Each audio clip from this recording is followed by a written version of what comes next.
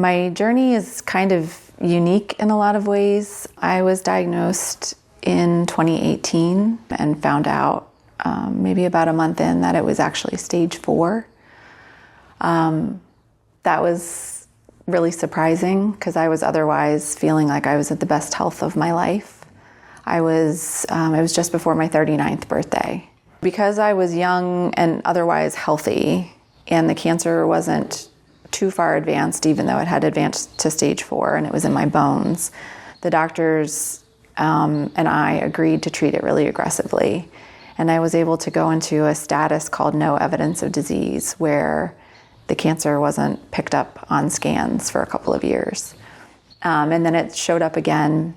It had actually mutated to a different subtype of breast cancer, which meant that instead of doing some of the targeted treatments I had been preparing for and expecting, I had to go back and do things like chemotherapy and more surgeries.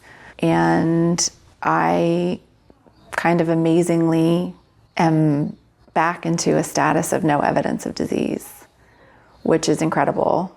It's been 7 years, and when I was diagnosed, the statistics would say that I had a 25% chance of living past 5 years.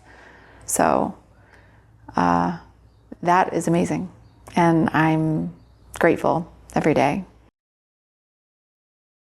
I'm a new member of Blanton House, and I have participated a lot in the walking groups, because right now for me that's an important part of my health, is getting out and getting exercise. I feel better physically and mentally if I walk regularly.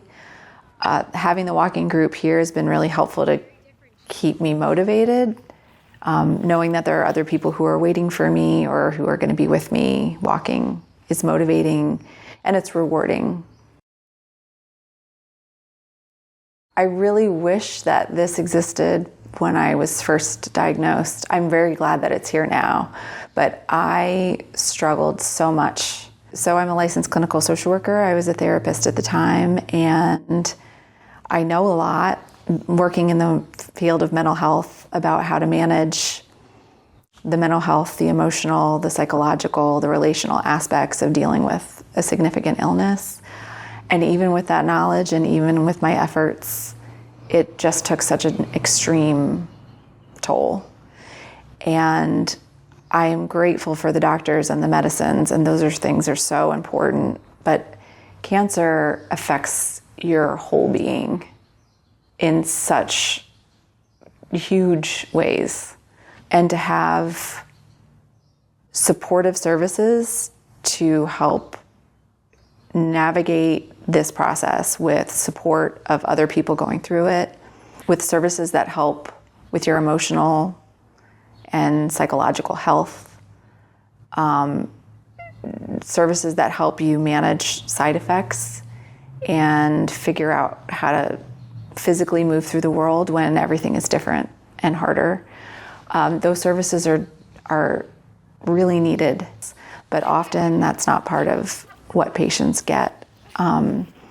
They get a lot of great medical care, but you're left almost like a hollow shell of yourself. It took me 2 full years of working on my own physical, mental, emotional health to recover to a point where I felt like myself again after I left work. And I think if I had some of the supports and services that are offered with cancer retreat centers, it might not have been that way. It's really comforting to be in a space with other people who are dealing with a difficult thing you're dealing with, even if you're not talking about it, because you know that they get it. It's hard for me to over-exaggerate how meaningful and how helpful that's been in my own process. I was nervous because I thought to get together with a bunch of people with cancer for support would be really hard and draining. And, I sort of had these imaginings in my mind that we'll just be sitting in a circle crying.